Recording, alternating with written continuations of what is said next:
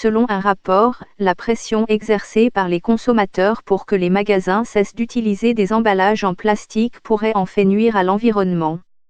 Les entreprises se tournent vers d'autres matériaux d'emballage qui sont potentiellement encore plus nocifs pour l'environnement, met en garde le groupe parlementaire multipartite. Les bouteilles en verre, par exemple, sont beaucoup plus lourdes que le plastique et sont donc beaucoup plus polluantes à transporter. Les sacs en papier ont tendance à avoir des émissions de carbone plus élevées que les sacs en plastique et sont plus difficiles à réutiliser. Le changement de matériaux d'emballage a été provoqué par l'inquiétude des acheteurs concernant l'impact des déchets plastiques dans les océans. Mais les auteurs du rapport, intitulé Plastique Promise, affirment que les conséquences de l'utilisation de nouveaux matériaux n'ont pas été correctement évaluées. Plusieurs supermarchés, par exemple, vendent davantage de boissons dans des cartons doublés en partant du principe qu'elles peuvent être recyclées. En fait, selon l'Alliance verte, le Royaume-Uni ne dispose que d'installations permettant de recycler un tiers des récipients doublés en circulation. Le groupe a travaillé avec des organisations de recyclage pour enquêter sur les réponses anonymes des magasins à l'inquiétude du public concernant la pollution des océans par le plastique. Sa porte-parole, Libby Peake, a déclaré à BBC News, « Beaucoup de magasins vendent des emballages décrits comme biodégradables ou compostables.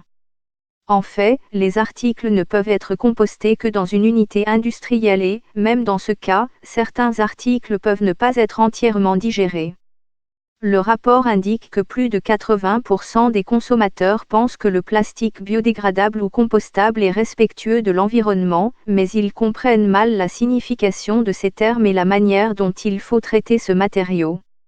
Nos personnes interrogées souhaitaient une approche plus claire quant au lieu d'utilisation et à la manière de marquer le plastique afin d'éviter de s'émer la confusion chez les consommateurs et de causer éventuellement plus de problèmes. Les détaillants craignaient que la confusion ne nuise à l'environnement si les gens mettaient du plastique compostable avec du plastique conventionnel, ou s'ils en jetaient, en supposant à tort qu'il se biodégraderait comme un noyau de pomme. Certaines entreprises qui avaient essayé d'utiliser ce type de plastique ont également laissé entendre que le matériau ne se dégradait pas comme prévu dans des conditions réelles. Une entreprise aurait déclaré « Les consommateurs sont très confus sur ce que signifie bio, compostable et biodégradable. Nous sommes conscients que, en passant du plastique à d'autres matériaux, nous pouvons, dans certains cas, augmenter notre empreinte carbone. » Un autre a dit, « Si je pouvais avoir une baguette magique, j'aimerais voir plus d'interventions gouvernementales de haut en bas et de bas en haut. Nous aimerions voir le gouvernement être plus courageux. » Selon une autre entreprise, les innovations technologiques en matière d'emballage peuvent être un avantage concurrentiel dans le climat actuel.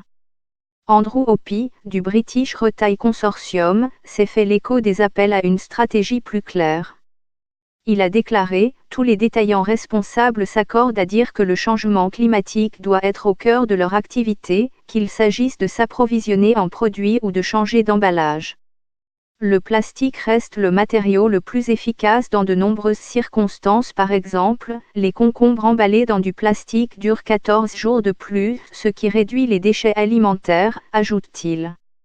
Une stratégie cohérente en matière de déchets et de ressources est une stratégie qui donne la priorité à la réduction de l'impact environnemental des choses que nous achetons, et pas seulement à la réduction de l'utilisation du plastique, poursuit-il.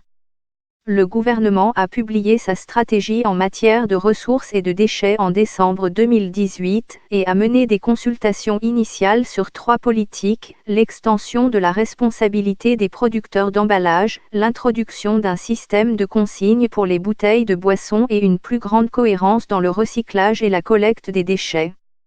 Les ministres ont déclaré que les entreprises paieront 100% des coûts liés au traitement des matériaux lorsqu'ils deviennent des déchets, contre environ 10% actuellement. Des consultations sur ces 3 sujets sont prévues dans le courant de l'année, mais le calendrier de leur mise en œuvre reste flou et le gouvernement n'a pas confirmé si la consigne s'appliquera à tous les matériaux et à toutes les tailles de contenants. Le gouvernement a partiellement interdit les microbilles, et une interdiction des PPI-PET en plastique, des agitateurs et des cotons-tiges devrait intervenir dans le courant de l'année. L'interdiction du polystyrène expansé a également été évoquée et le Trésor a promis d'introduire une taxe sur les emballages en plastique qui ne contiennent pas au moins 30% de matière recyclée. Le Royaume-Uni s'est engagé à adopter le paquet sur l'économie circulaire de l'UE, qui comprend des objectifs de recyclage beaucoup plus stricts, mais ne s'est pas engagé à transposer la directive sur les plastiques à usage unique, qui exige une action plus large sur la réduction des plastiques, y compris l'interdiction des couverts en plastique. Ils ont toutefois déclaré qu'il atteindrait ou dépasserait tout ce que l'UE fait dans ce domaine. Il n'est pas non plus certain que le Royaume-Uni adoptera l'interdiction beaucoup plus large de l'UE sur les microbilles.